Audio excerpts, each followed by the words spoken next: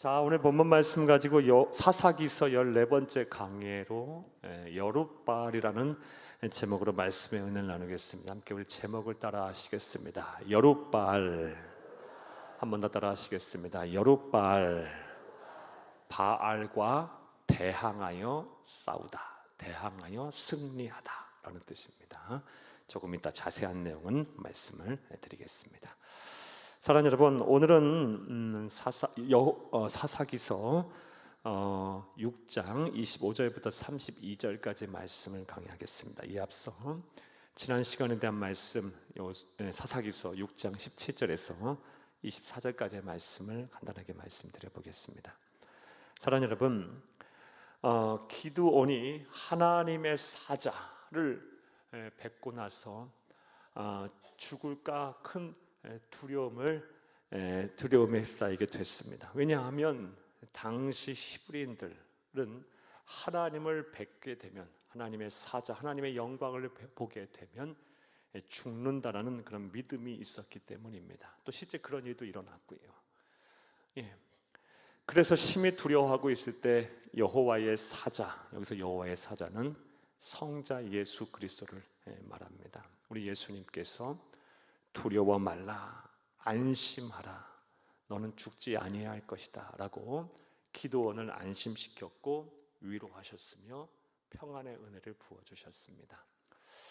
이런 여호와의 사자 우리 주 예수님을 만난 기드온은 이후 그곳에, 우리 여호와의 사자를 만난 그곳에 제단을 쌓고 그 이름을 여호와 샬롬이라고 불렀습니다.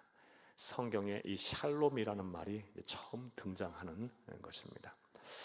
지난 시간에 이 샬롬이라는 개념을 우리에게, 우리 그리스도인의, 오늘날을 사는 우리 그리스도인에게 참 중요하다라는 말씀을 드렸습니다. 왜냐하면 그 어느 때보다 오늘 우리에게 이 샬롬의 은혜, 샬롬의 복이 필요하기 때문입니다. 자, 그렇다면 샬롬의 뜻이 무엇이었습니까? 온전하고 부족함이 없는 상태를 누리는 것, 혹은 온전하고 부족함이 없는 상태로 회복이 되는 것.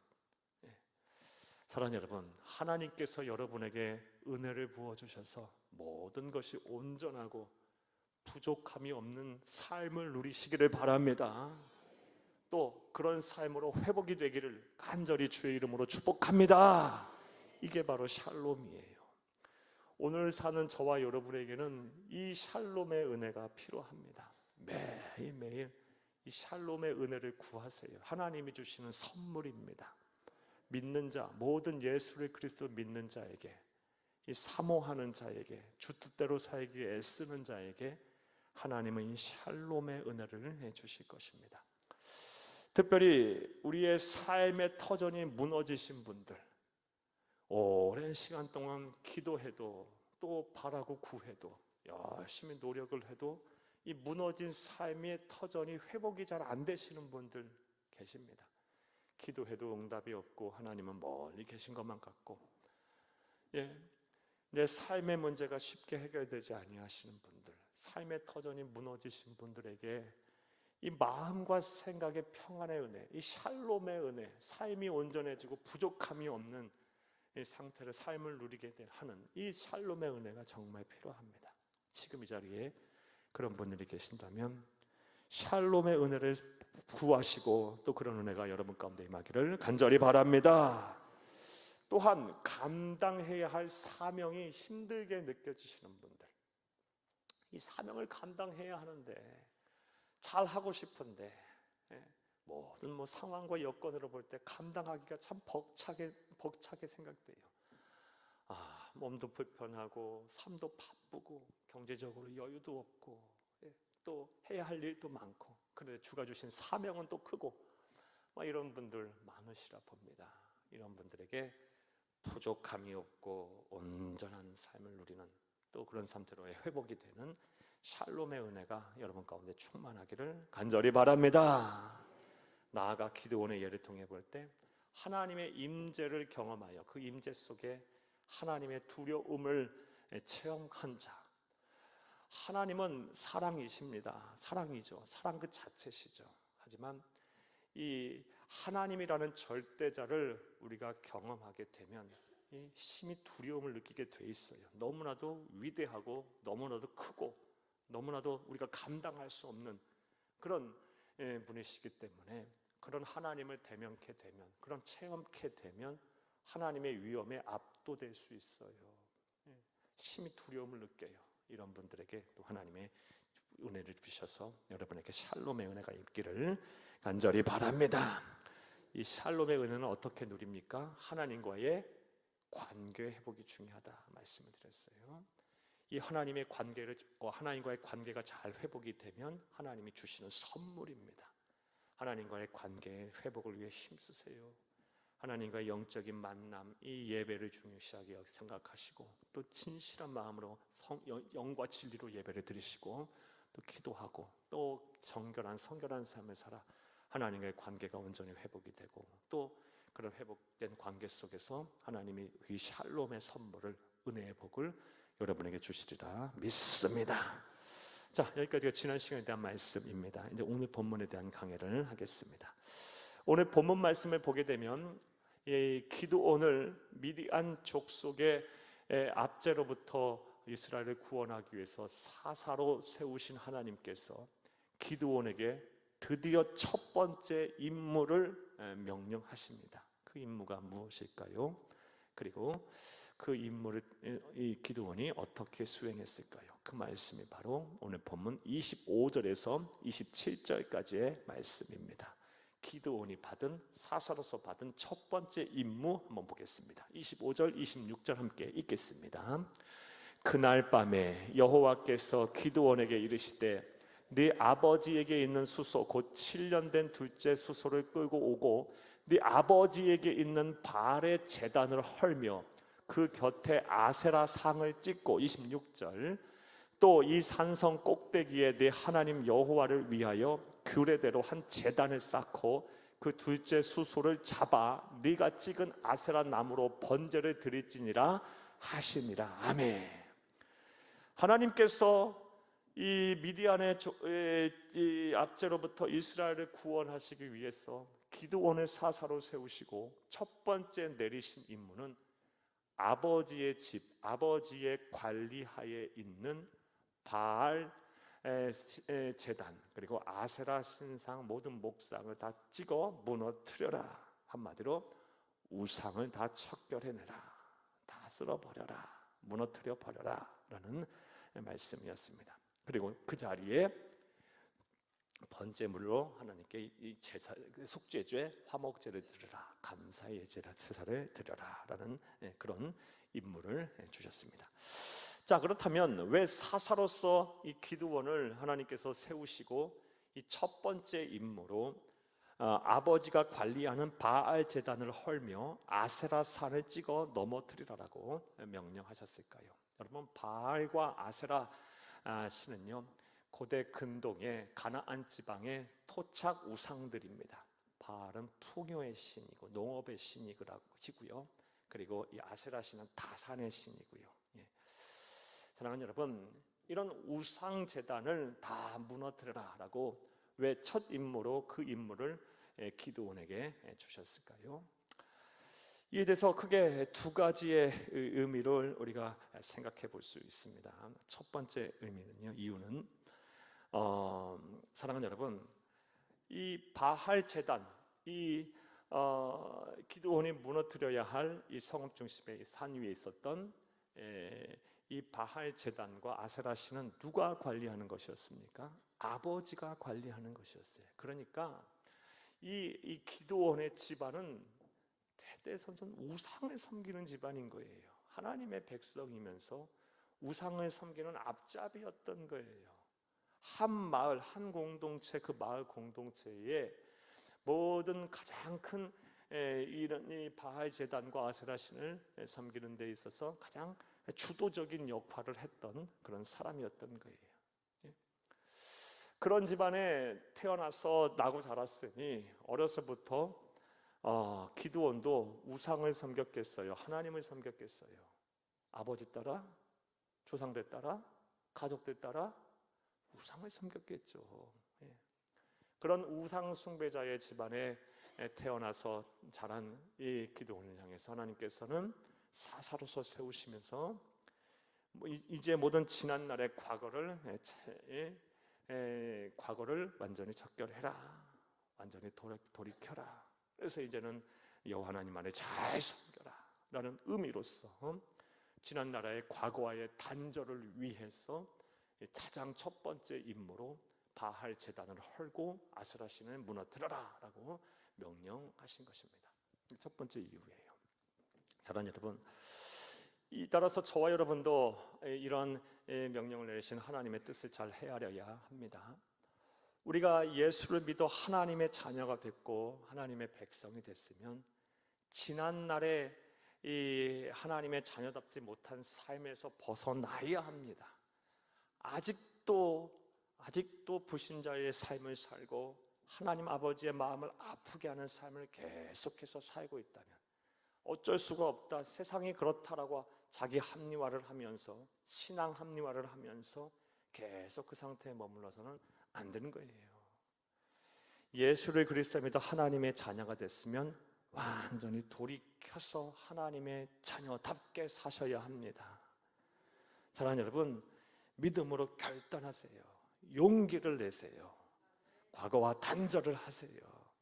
이게 세상을 떠나서 우리가 별천지에서 우리 막 독야청청 고요하게 살아야 된다는 말씀이 아니고 세상과 더불어 살되 이제 하나님의 자녀답게 하나님의 말씀에 순종하며 주가 우리에게 주신 거룩한 옷을 입고 성결하게 살아야 한다라는 것입니다. 과거와 단절하지 않은 삶, 여전히 과거에 하나님의 자녀답지 못한 그런 습관을 계속 유지하고 그런 성품을 계속 유지해서는 안 돼요. 성품도 달라져야 하고 그런 습관도 변화돼야 합니다. 예전에 어느 집에 신방을 갔더니요, 예수를 믿은 지 이제 한참 되신 분인데 아직도 가보니 제가 이렇게 몰래 봤더니요, 찻잔 안에 양주병이 가득해요. 이제는 버릴 때가 좀 됐는데 목사 앞에서 차마 말씀은 안 하시겠지만 이렇게 보니 좀 비어 있어요. 드신 흔적이 좀 있어요. 축복을 빌고 왔지만 한편으로는 마음이 조금 불편했어요. 하나님은 아실 텐데. 사랑하는 여러분, 비단 이런 것뿐이겠습니까? 우리 안에 얼마나 겉으로 드러나지 아니하는 하나님 보시에 부끄러운 모든 언행 행실이 있겠습니까? 언행 심사가 있겠습니까? 사랑하는 여러분, 예수를 믿어 하나님의 자녀가 됐으면 이전과는 이제 전혀 다른 삶을 살아야 합니다.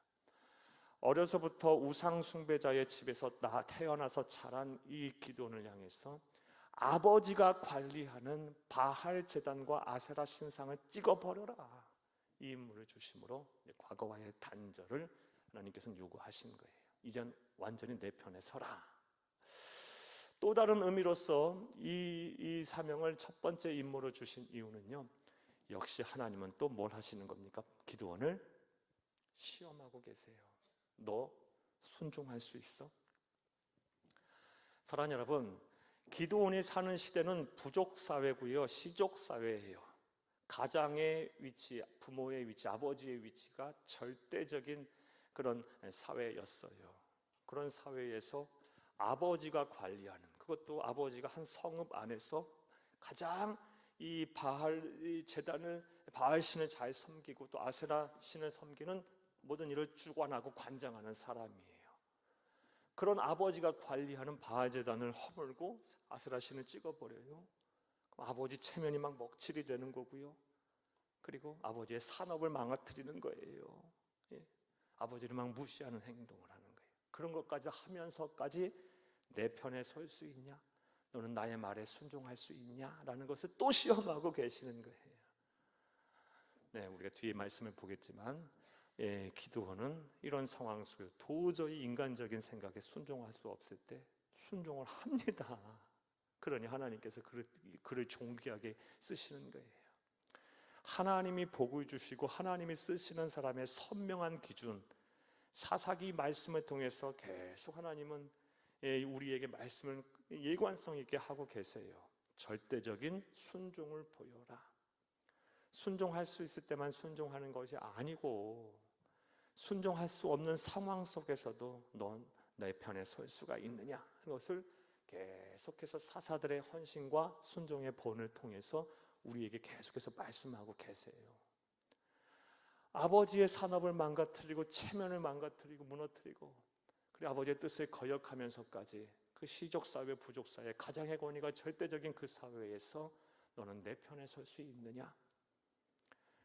기드온이 이 시험대 앞에 선 거예요. 그래서 하나님께서는 이 첫 번째 임무로 바알 제단을 허물고 그리고 아세라 신을 찍어 버려라 라고 명령하셨던 것입니다. 자, 이해되셨습니까? 하나님은 저와 여러분에게도 또 어김없이 이런 순종을 시험하십니다. 참 순종을 시험 하나님 정말 많이 하시는 것 같아요.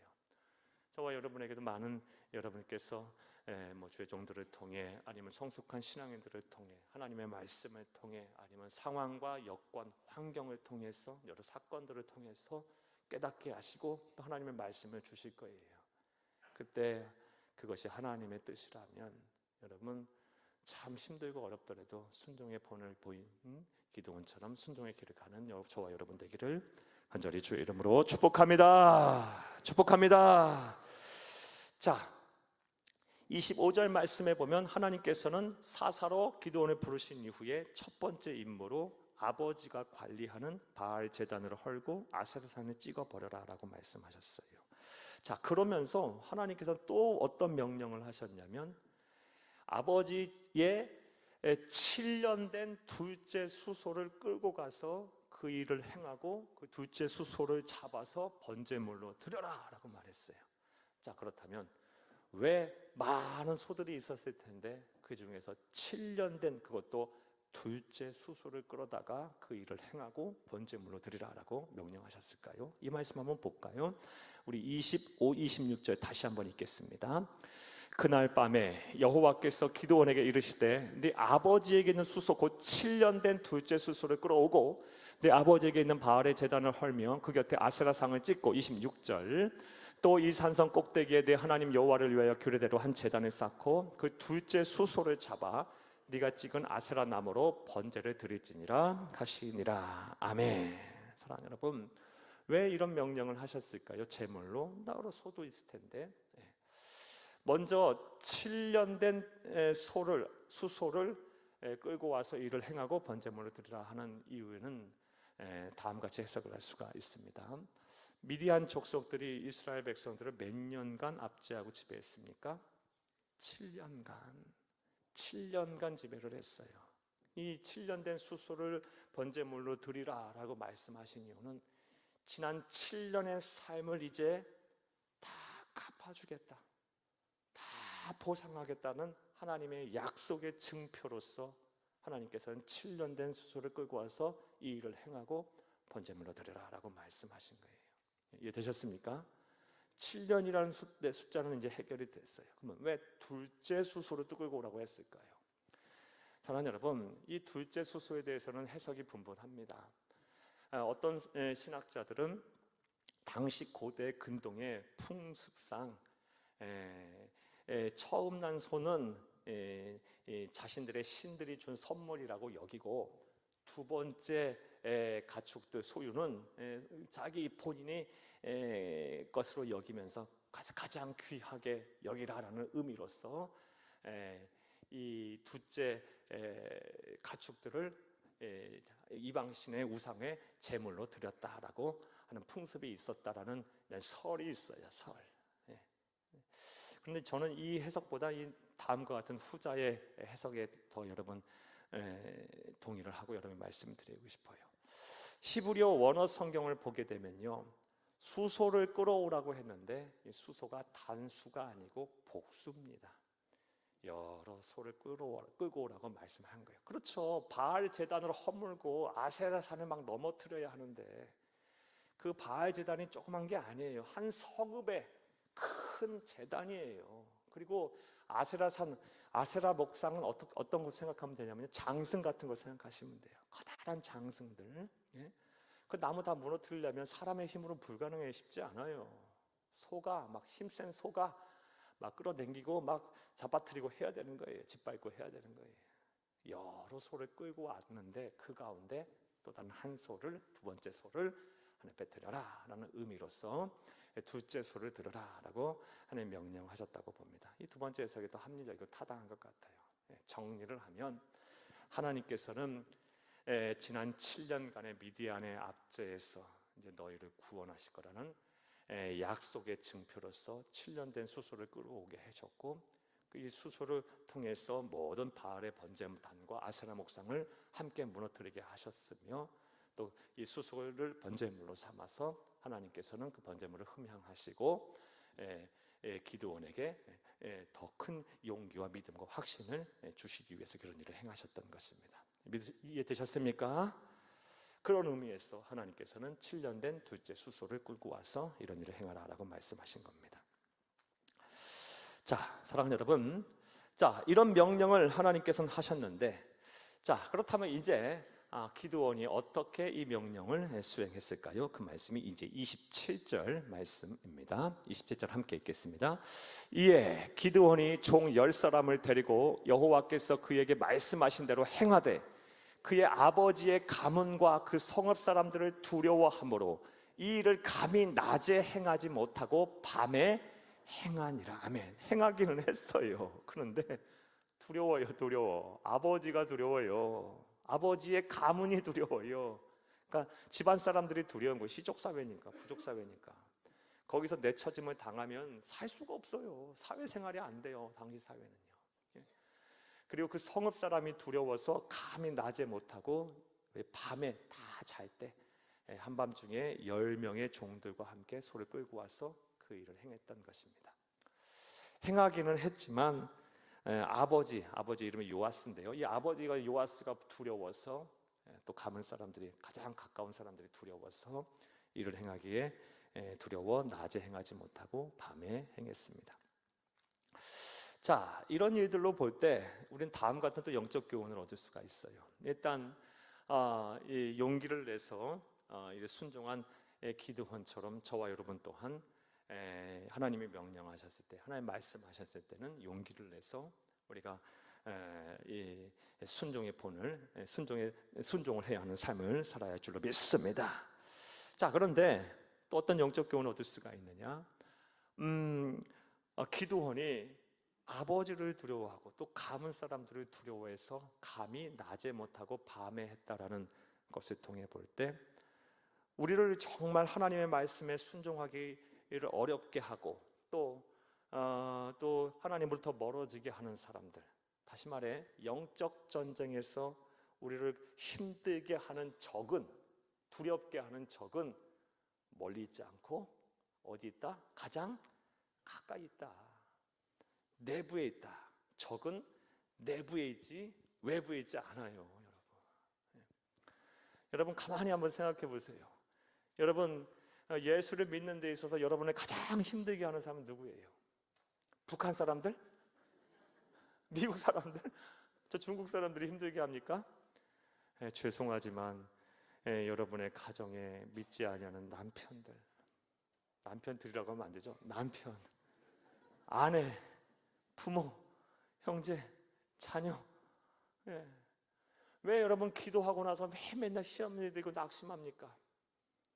자녀 때문에, 또 누구 때문에? 남편 때문에, 아내 때문에, 부모 때문에, 또 같이 함께 일하는 사람 때문에, 가장 가까이 일하는 사람들, 또 심지어 교회 안에 교우들 때문에. 영적 전쟁에서 나를 힘들게 하는 적은요, 멀리 있지 않아요. 항상 내부에 있고 항상 가까이 있어요. 그러하기에 우리는 항상 모든 사람들에게 친절해야 되고, 모든 사람들에게 관용을 베풀어야 되고, 그리고 모든 사람들을 하나님의 사랑으로 사랑해야 돼요. 그리고 정말 하나님의 마음을 가지고 또 예수 그리스도의 마음을 가지고 사랑을 가지고 우리 주변의 사람, 특별히 가족들을 잘 사랑하고 섬겨야 돼요. 적은 멀리 있지 않고 내부에 있으니까. 그게 우리 그리스도인이 살 길이에요. 그런 의미에서 우리 그리스도인은 가정의 자리를 정말 잘 지켜야 합니다.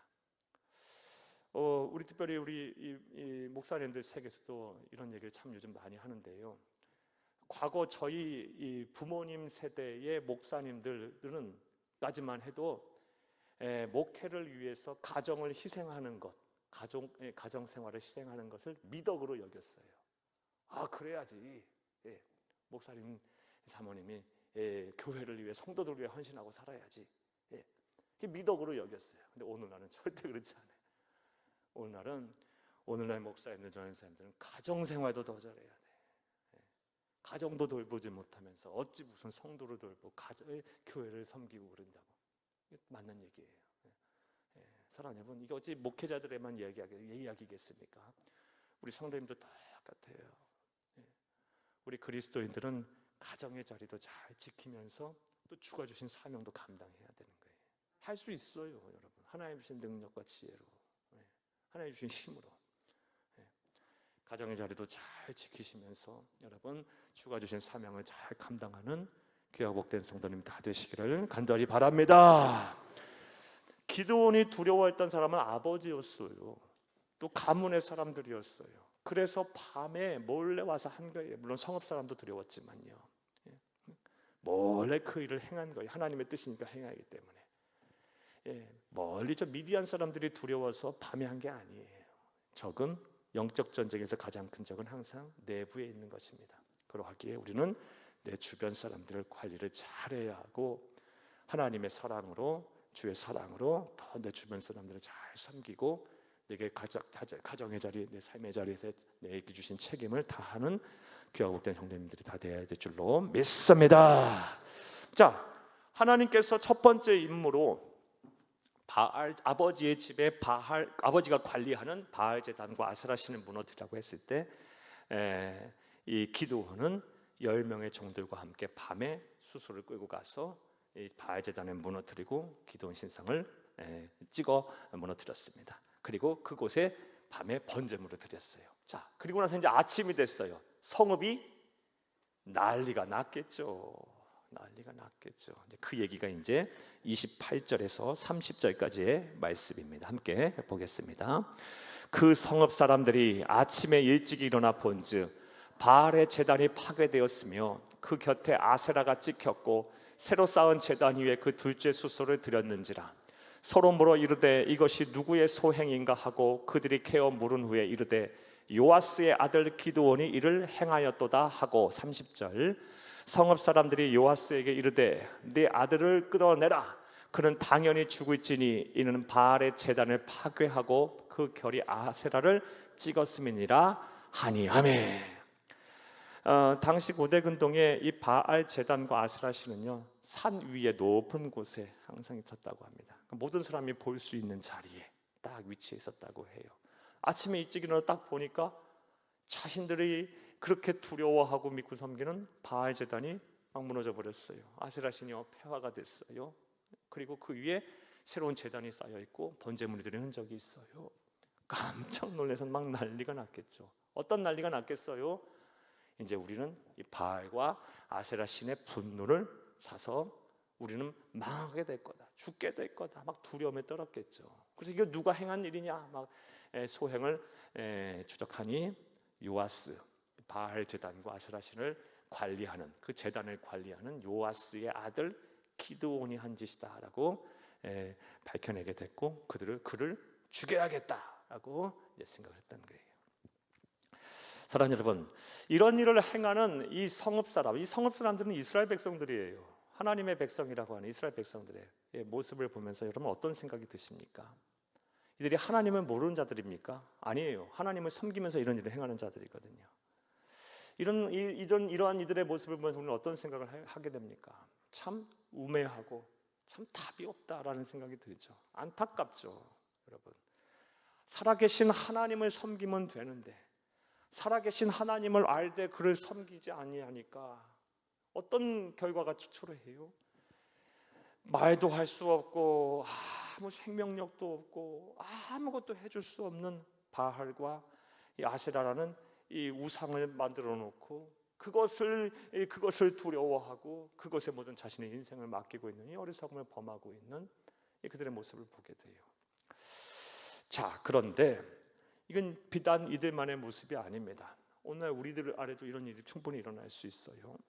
하나님을 알되 하나님을 잘 섬기지 아니하고 하나님을 경외하고 그에게 감사치 아니하게 되면 필연적으로 사람들은 타락하게 되어 있는데, 성도는 타락의 결과가 무엇이냐? 우상 숭배예요.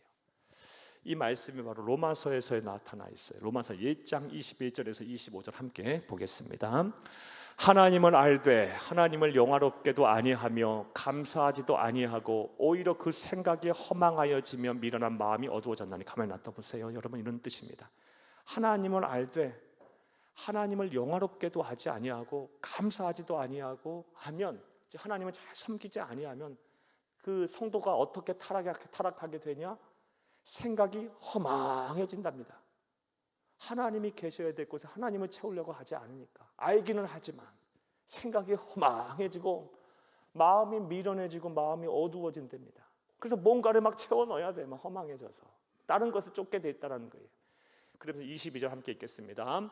스스로 지혜 있다 하나 어리석게 되어 아주 영적 교만함에 취해서 내가 내 인생은 내 힘으로 다 모든 문제를 해결할 수 있어 라고 생각하면서 어리석게 되어 23절 읽겠습니다. 썩어지지 아니하는 하나님의 영광을 썩어질 사람과 새와 짐승과 기어다니는 동물 모양의 우상으로 바꾸었느니라. 사랑하는 여러분, 스스로 지혜롭다고 여기면서 하지만 미련하게 돼서 어떻게 돼요? 그 허망한 마음과 생각을 채워넣고자 하나님 대신에 우상을 만들어낸다는 거예요. 그 우상이 실제 보이는 여러분 조각물일 수도 있겠지만, 오늘날 우리 그리스도인들에게 있어서는 그것보다 더 보이지 않는 무형의 것들이 많겠죠. 어떤 사람은 돈일 수도 있고, 어떤 사람은 명예일 수도 있고, 어떤 사람은 일일 수도 있고, 어떤 사람은 자녀일 수도 있고, 어떤 사람은 사랑의 목마름일 수도 있고, 어떤 사람은 유흥일 수도 있고, 어떤 사람은요 이성 교제일 수도 있고요, 어떤 사람은 성적인 그런 탐닉일 수도 있고, 말할 것도 없겠죠. 막 그런 것들을 채워 넣는 거예요. 바꿔 넣는다고. 자, 그러면 이제 하나님이 어떻게 일하시냐? 24절 읽겠습니다. 그러므로 하나님께서 그들의 마음의 정욕대로 더러움에 내버려 두사 그들의 몸을 서로 욕되게 하게 하셨으니. 아멘. 내버려 둬버려. 그냥 하나님의 유기, 하나님의 버림받음, 하나님의 관심 밖으로 내쳐지게 된다는 말씀이에요. 이게 얼마나 무서운 말씀입니까? 자, 25절 함께 읽겠습니다. 이는 그들이 하나님의 진리를 거짓 것으로 바꾸어 피조물을 조물주보다 더 경배하고 섬김이라. 주는 곧 영원히 찬송할 이시로다. 아멘. 이 로마서 1장 22에서 25절 말씀이 그대로 지금 이 이스라엘 백성들이 행한 거예요. 하나님을 알되 하나님을 영화롭게도 하지 아니하고 감사하지도 아니하더니 하나님 대신에 바알 제단을 만들어 놓고 아세라 신을 섬겨 놓고 말도 못하고 살아있지도 않고 아무것도 해주지 못하는 그거 만들어 놓고, 그게 무너졌다고 지금 막 난리법석, 그걸 무너뜨린 사람 죽여야 한다, 우리가 그 화를 당할까 두렵다 하면서 이 난리법석을 파괴하고 있는 거예요. 사랑하는 여러분, 오늘 저와 여러분에게도 주는 교훈이 있습니다. 타산지석으로 삼아야 할 겁니다. 사랑하는 여러분, 하나님을 잘 섬기세요. 하나님의 나라 가는 그날까지 하나님을 잘 섬기세요. 여러분과 여러분의 가정은 오직 하나님만을 잘 섬기세요. 그렇지 않다면 하나님을 알되 하나님을 잘 섬기지 않고 다른 것에 마음을 빼앗게 되면 반드시 생각이 허망해지고요, 마음이 어두워지고요, 스스로 지혜롭다 여기나 미련하게 되어 하나님 대신에 또 다른 무엇인가 우상을 만들어내서 그것에 빠져들게 될 거고요, 하나님은 여러분을 내버려 두어버릴 것이고, 더 큰 죄를 짓게 돼서 결국 하나님의 진노와 심판 가운데 머물게 될 거예요. 이게 성도가 타락하는 과정이에요. 사랑하는 여러분, 우리가 이런 교훈을 얻을 수가 있어요. 이 이스라엘 백성들의 타락의 모습을 보면서 그들이 얼마나 우매한가를 알 수가 있습니다. 자, 이건 이제 이스라엘 백성의 입장이고요. 이제 기드온의 입장에서 한번 생각을 해볼게요. 기드온은 하나님의 말씀에 순종해서 정말 용기를 내서 아버지가 관리하는 바알 제단과 아세라 신을 무너뜨리고 넘어뜨렸어요. 자, 그럼 말씀에 순종했죠? 그럼 하나님 말씀에 순종했다면 기드온은 당장 뭘 받아야 합니까? 순종의 대가를 받아야죠. 복을 받아야죠. 그런데 당장 순종했더니 그가 자기에게 찾아온 건 무엇이었습니까? 생명의 위협이었어요. 오늘날 많은 그리스도인들이 여기에서 다 넘어져요. 순종은 하되 당장 순종하니 당장 그 순종의 대가가 오지 않은 것으로 인해서, 그 결과가 내 손에 주어지지 않는 것으로 인해서 많은 그리스도인들이 대부분 다 시험에 들고 넘어집니다. 순종하지 않는 그리스도인이 그렇게 많지는 않아요. 그래도 순종해요. 내 안에 선한 양심이 살아있고 하나님의 영이 거하시는데 입이 이만큼 나와도 순종을 해요. 그런데 입이 이만큼 나왔으면 입이 다시 이렇게 들어가도록 그 결과가 주어져야 하는데 그 결과가 또박또박 나오지 않아요. 그래서 많은 성도들이 넘어져요. 기드온의 입장에 보면 참 원통할 일이죠. 정말 용기를 내서 아버지가 관리하는 제단을 넘어뜨렸어요. 그리고 가문에서 지금 축출된 상황이에요. 사회적으로 매장된 상황이에요. 실질적으로 지금 생명의 위협을 느낄 상황이에요. 순종했더니 안 좋은 결과가 이루어졌네요. 자, 그런데 정말 하나님은 그렇게 순종한 사람을 내버려 두시는 분일까요? 아니죠. 31절과 32절에 이제 그 하나님이 주시는 결과가 나옵니다. 자, 하나님께서는 이 진리의 편에 서서 순종한 기드온에게 어떠한 복을 주셨을까요? 답부터 말씀을 드리면, 첫 번째로 아버지 요아스가 변화가 되고, 아버지 요아스가 그 우상 숭배자, 우상을 관리하는 총책임자인 아버지 요아스가 변화돼서 기드온을 지킵니다. 기드온의 협력자가 돼요. 야, 이거 놀라운 은혜 아닙니까? 오늘 보면 31절을 함께 보겠습니다. 요아스가 자기를 둘러싼 모든 자에게 이르되 너희가 바알을 위하여 다투느냐? 너희가 바알을 구원하겠느냐? 그를 위하여 다투는 자는 아침까지 죽임을 당하리라. 바알이 과연 신일진데 그의 제단을 파괴하였은즉 그가 자신을 위하여 다툴 것이니라 하니라. 아멘. 이게 무슨 말씀입니까? 이 바알 신을 총관리, 제단을 관리하는 총책임자가 얘 입에서 나올 말입니까? 당장 이 기드온 이놈 자식 죽여야지 동조하고 아들을 내주는데 앞장서야 하는 것이 당연한 모습일 거예요. 그런데 바알이 만약 신이라면 이 우리 아들 이 기드온이 행한 일을 반드시 징계할 것이고 심판할 것이니 내버려 두자, 이렇게 얘기를 해요. 어떤 사람들은 이 부자지간이니까 부자지간의 정 때문에 이렇게 한 거 아니냐라고 해석을 하기도 해요. 하지만 그릇된 해석이라고 봐요. 여러분 생각해 보세요. 오늘날하고는 비교도 안 되는 종교가 삶을 지배하는 세상이에요. 오늘날 이슬람 사회도 한번 보세요. 여러분 명예살인이라고 들어보셨죠? 명예살인 무슨 얘기입니까? 딸이 아버지가 지시하는 사람과 결혼을 안 해. 그리고 막 히잡갓도 안 쓰고 이슬람 코란을 율법을 어겨. 그러면 아버지가 딸을 죽이라고 명령을 하고 또 실제 그 일을 행해. 명예살인이에요. 그게 합당하게 여기고 그것이 마치 자랑스럽게 여겨. 오늘날도 그런 일이 막 벌어지잖아요. 요즘도. 오늘날 같은 이슬람 사회, 종교가 삶을 지배하는 세상에도 그런데 당시 사회 말할 것도 없는 거예요, 여러분. 이 당시 사회는 종교가 삶을 지배하는 세상에다 체면이 중요시하는 세상이고, 또 가장의 명예, 또 가문의 명예가 절대시하던 세상이에요. 그런 세상에서 한마디로 하면 아버지의 명예를 먹칠하고 아버지가 섬기는 그런 이 가문이 섬기는 그런 종교를 종교의 모독, 신을 모독하고 그리고 불경한 짓을 행한 사람, 이 기드온을 내치는 것이 상식적인 당시 삶 속에서는요. 그런데 아버지 요아스가 전혀 생각과는 다른 말을 해요. 바알이 만약 신이라면 우리 아들이 행한 일에 대해서 심판할 것이니 내버려두자, 이렇게 얘기를 해요. 평상시 이 요아스가 아마도 기드온의 아버지 요아스가 이 성읍 안에서 굉장히 영향력이 있던 사람이었었던 것 같아요. 그러니까 이 사람의 말을 듣습니다. 사람들이. 영향력이 없는 사람이 이런 말 해봐야 뭘 하겠어요, 여러분. 너의 얘기고 네 아들 내놔라 그러고 죽였겠죠. 아들만 죽였겠습니까? 집안을 멸문지화했겠죠, 사람들이. 필시 하나님의 영이신 성령님께서 이 요아스를 깨닫게 하신 것 같아요. 그의 입에서 바알이 신일진대라는 말이 나왔다는 것은요, 뭔가 하나님 깨닫게 하신 바가 있었던 것 같아요. 그도 한편으로는 하나님을 아는 자니까요. 예.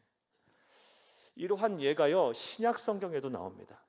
신약 성경 사도행전 5장 말씀 한번 볼까요? 5장 38절에서 41절 함께 보겠습니다. 이제 내가 너희에게 말하노니 이 사람들을 상관하지 말고 버려두라. 이 사상과 이 소행이 사람으로부터 났으면 무너질 것이요 만일 하나님께로부터 났으면 너희가 그들을 무너뜨릴 수 없겠고 도리어 하나님을 대적하는 자가 될까 하노라 하니. 40절 그들이 옳게 여겨 사도들을 불러들여 채찍질하며 예수의 이름으로 말하는 것을 금하고 놓으니 사도들은 그 이름을 위하여 능력받는 일에 합당하는 자로 여기심을 기뻐하면서 공회 앞을 떠나니라. 아멘. 이게 무슨 말씀이냐? 오순절 성령 강림 사건이 일어나고 나서 막 사도들이, 예수님의 제자들이 복음을 전하지 않으면 견딜 수가 없게 된 거예요. 예수를 전하지 않으면 막 견딜 수가 없는 거예요. 그리고 실제로 이 오순절 성령 강림 사건을 통해서 수많은 막 기적들이 일어나고 그 기적을 행하신 이는 예수였기 때문에요. 막 예수의 이름을 전하고 막 예수의 이름을 막 예수의 증언자로서 사니까요. 불과 몇 달 전에 예수를 십자가에 못 박은 누가 못마땅하게 생각했겠습니까? 대제사장들과 서기관들과 무엇보다 예수님과의 삶과 예수님의 공생애 내내 예수님과 대척점에 섰던 바리새인들이 못마땅하게 여겼겠죠. 그래서 이 사도들을 싹 잡아들여요. 죽이려고 하고 공회 앞에 세웠어요. 불법 재판을 하는 과정인데요. 여기서 누가 마치 오늘 본문의 요아스 같은 입장에 서서 이 사도들을 변호하냐면요, 당시 바리새인 중에서 가장 존경을 받던 랍비인 가말리엘 누굽니까? 사도 바울의 스승. 이 가말리엘이 변호하면서 이 얘기를 한 거예요. 이들이 가만 놔두자. 만약 이들이 한 것들이 하나님께서 하신 일이라면 하나님께 내버려 두겠느냐? 가만히 놔두자. 어찌 바리새인의 입에서 이 말이 나오겠어요, 여러분? 하나님께서 깨닫게 하시는 거예요. 뭔가 진리의 편에 서서 하나님의 말씀에 순종하는 자의 편에 협력을 해주시는 거예요. 저와 여러분에게도 하나님 이렇게 역사하실 거예요. 여러분 진리의 편에 서서 하나님의 말씀에 순종하세요. 그러면 그토록 속시기는 여러분의 남편이 여러분의 기도의 동력자, 사역의 동력자, 예배 동력자가 될 거고요. 여러분을 그토록 마음 아파하게 하는 아내들, 부모, 형제, 자녀, 후손들이 다 하나님께서 깨닫게 하셔서 돌아오게 하실 줄로 믿습니다. 그건 삶의 자리에서도 마찬가지예요. 여러분은 막 힘들게 하고 어렵게 하는 사람들이 하나님께서 그 심령을 건드리셔서 여러분의 진리의 편에 서서 하나님의 말씀에 순종하면 여러분을 돕는 협력자로 변화시키실 거예요. 이런 은혜와 실천이 저와 여러분 가운데 있기를 간절히 바랍니다. 먼저는 아버지 요아스가 변화됐고 협력자로 거듭나게 됩니다. 자, 또 기드온이 하나님의 말씀에 순종했을 때 당장 그 결과가 생명의 위협이었지만 하나님은 정말 반전을 이루십니다. 그를 위해 어떤 일을 또 행하셨습니까? 그가 존귀한 자가 되게 하세요. 32절을 함께 보겠습니다. 그날에 기드온을 여룻바알이라 불렀으니 이는 그가 바알의 제단을 파괴하였으므로 바알이 그와 더불어 다툴 것이라 함이었더라. 아멘. 32절, 31절과 32절 사이에는 시간의 공백이 좀 있는 거예요. 기다려 봤겠죠. 무슨 일이 일어나나, 우리 바알 신이, 우리 아세라 신이 반드시 이 기드온이 행한 일에 대해서 보응하실 것이다. 반드시 기드온 죽을 거야. 아무리 기다려도 아무 일도 일어나지 않네요. 그러면서 이제 사람들이 깨닫게 된 거예요. 기드온을 보니 하나님이 정말 살아계신 하나님 신이고 하나님만이 우리의 참된 구원자시며 우리 생명의 주인이시군을 알게 된 거예요. 그리고 바알과 아세라의 우상의 무능력함을 알게 된 거예요. 그래서 기드온을 향하여 이제 별칭을 붙인 거예요. 여룻바알이라면 바알과 대항하여 싸우다, 바알과 대항하여 승리하다 라는 뜻입니다. 여러분, 저와 여러분에게도 이런 여룻바알이라는 이런 칭호가 붙어야 할 줄로 믿습니다. 그러기 위해서 여러분이 무너뜨리고 넘어뜨려야 될 바알과 아세라 신이 무엇입니까? 그것이 여러분에게서 무엇입니까? 하나님으로부터 멀어지게 하는 것, 하나님의 말씀에 순종하지 못하게 하는 그것들이 무엇입니까? 여러분만의 바알과 아세라의 제단과 상들을 무너뜨리고 찍어내세요. 그리고 그러면 하나님이 여러분을 협력자를 붙여줄 뿐만 아니라 도와줄 뿐만 아니라 나아가서 여러분을 존귀하게 하실 거예요.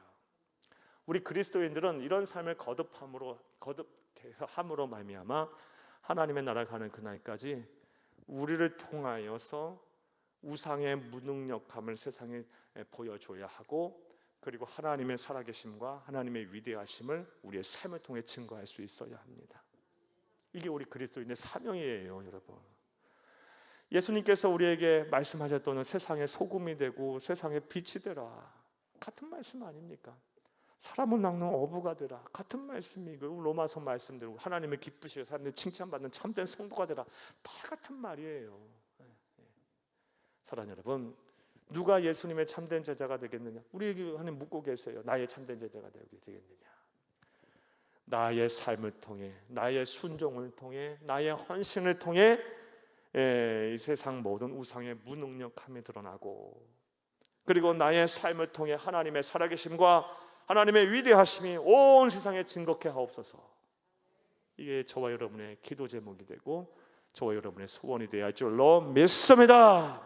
이런 간증자로 사는 것이 바로 예수 그리스도의 제자로서의 삶이고 증인된 삶입니다. 기도원이 이런 삶을 살았습니다. 그렇다면 저와 여러분도 이런 삶을 살게 될 거예요. 이런 은혜와 복이 저와 여러분 가운데 함께하기를 다시 한번 간절히 주의 이름으로 축복합니다. 자, 이제 말씀 맺겠습니다.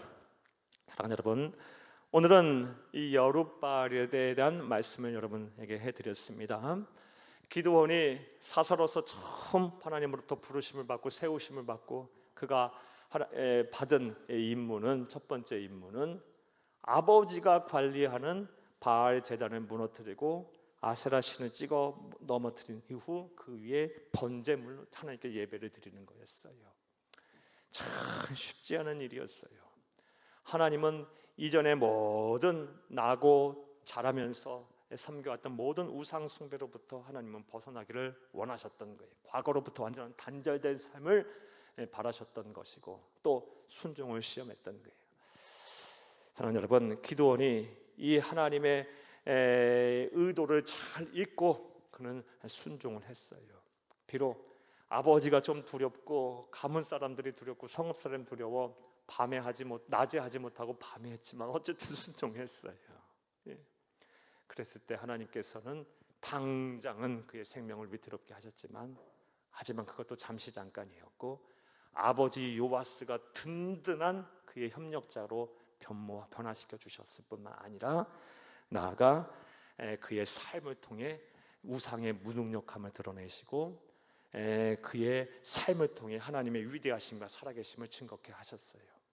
이런 기드온의 삶이 저와 여러분의 삶이 되고 저와 여러분의 복이 되기를 간절히 주의 이름으로 축복합니다. 축복합니다. 축복합니다.